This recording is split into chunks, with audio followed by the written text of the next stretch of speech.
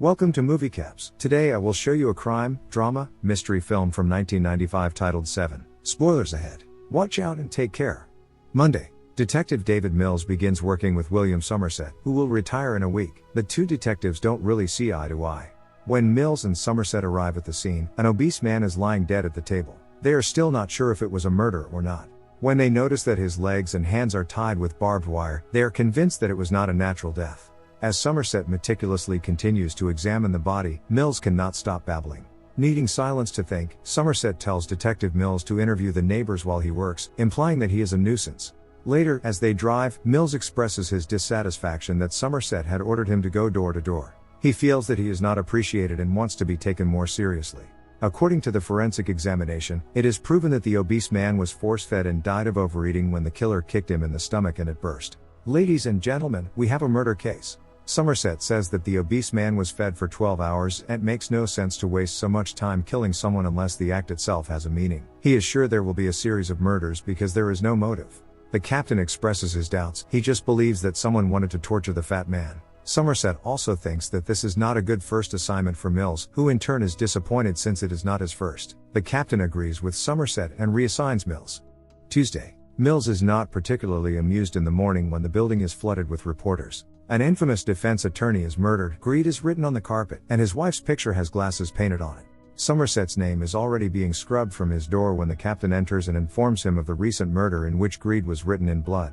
He does not want Somerset to retire. He's too good at his job for that. He also says that plastic parts were found in the corpse of the fat man, which were fed to him. This information makes Somerset curious. He returns to the first crime scene and upon further investigation, he finds out where the plastic pieces came from and determines that the refrigerator has been moved. On the wall behind it there is a note from the killer, next to the word gluttony written in grease. He shows the captain the note that says, "Long is the way and hard that out of hell leads up to light." Somerset thus proves that this is only the beginning, for there are 7 deadly sins: gluttony, greed, sloth, wrath, pride, lust and envy. He refuses to get involved in this because he is retiring in 5 days. At night he visits the library and looks for books on the 7 deadly sins, while Mills takes a closer look at the photos of the crime scenes. Friendly as he is, Somerset writes a list for him and even makes copies of the most important clues. At dawn, he leaves a letter with clues on Mills' desk. Wednesday. Mills moves into Somerset's office and the two will work side by side until Somerset retires. The phone rings. Mills' wife, Tracy, wants to speak to Somerset. She invites him to dinner tonight. At dinner, the conversation shifts to marriage. Tracy does not understand why Somerset isn't married. Mills and Somerset agree that he is simply an unlikable person. After Somerset asks how they like it in the new apartment, things get quiet between the three. The whole apartment starts to shake and it turns out that it is above the subway. The realtor had forgotten to mention that it was a thing. Then Somerset can no longer keep his laughter to himself. A detective failed to notice such a thing when choosing an apartment. After dinner, Somerset and Mills talk about the case. Mills hands him a picture of a scale with a pound of flesh that the defense attorney had to cut off of himself, and a note the killer had left. They are stumped as to how the killer got in and out without leaving any evidence. Somerset notes that there is one thing they need to find and focus on. That's when Mills points out that the picture of the attorney's wife had glasses drawn on it. Somerset believes she either saw something or did not have the opportunity to do so yet, but this is their clue. Together they go to the attorney's wife and ask her about anything she notices about the pictures that is strange or out of place. She realizes that the painting in her husband's office is upside down. After meticulously examining the painting, they find nothing. When Mills starts to believe the killer is playing with them, Somerset finds fingerprints on the wall where it was hung. After contacting the fingerprint lab, they are shocked to see that the fingerprints are arranged as text, "Help me." While waiting for the fingerprints to match with someone, they discuss the importance of their job in the lobby. Somerset sums it up: "We are collecting diamonds on a desert island, on the off chance we get rescued." Mills calls him out on his BS and says he saw Somerset get the buzz today. Thursday. There's a match on the fingerprints, but according to Somerset, it's not their suspect. Their killer has more purpose than just someone with mental illness. Accompanied by a SWAT team, they break into the apartment of the man whose fingerprints matched. He is the third victim, strapped to his own bed. When the detectives look at the photos the killer took, they find out that the man has been lying there for an entire year, perfectly representing the sin of sloth. On closer inspection it turns out that he is still alive.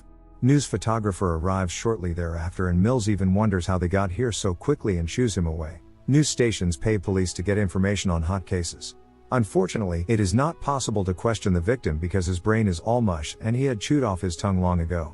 According to the doctor, he must have been in all kinds of pain until his arrival at the hospital. At night, Tracy calls Somerset and asks for a meeting. He is the only person she knows in this town and she just wants to talk to someone.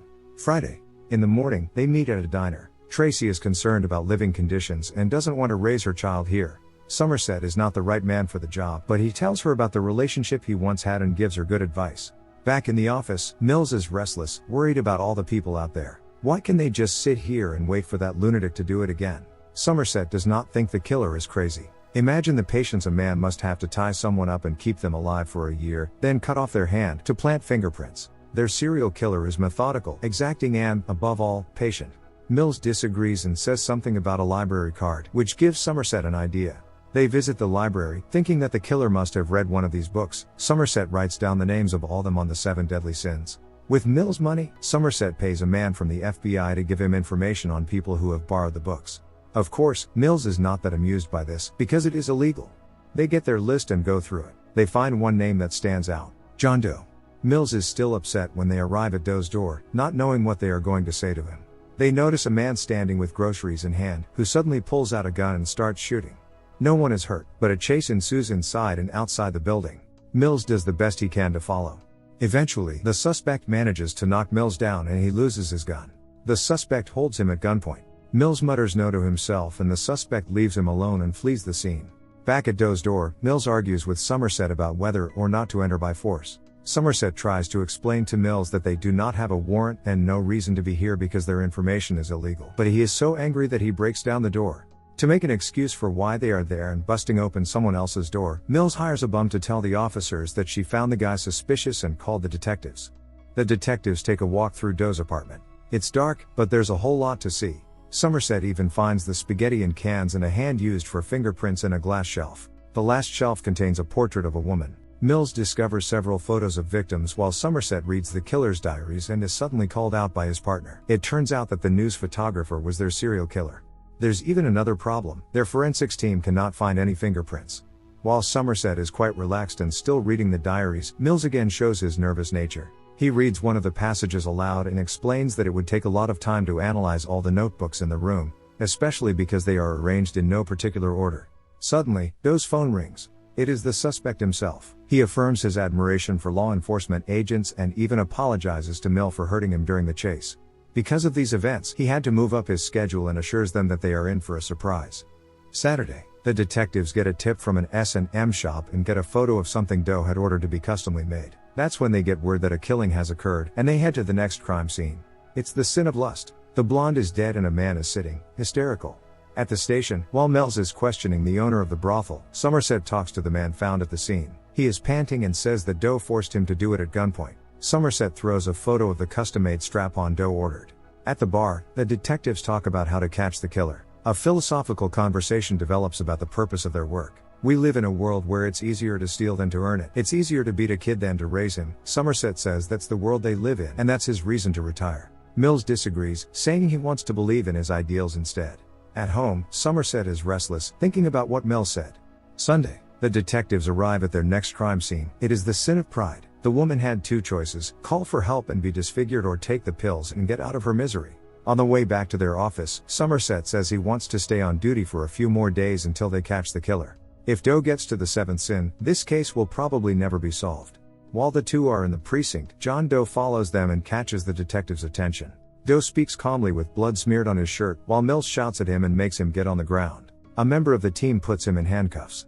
While the suspect is talking to his lawyer, the detectives argue about his reasons to turn himself in. They never found fingerprints because he had cut off his finger skin. He has no employment history or bank records. The only thing they know about Doe is that he is wealthy and well educated. For the first time ever, Mills and Somerset are, as he calls it, in total agreement. It doesn't make sense to stop before completing the so-called masterpiece of the 7 sins.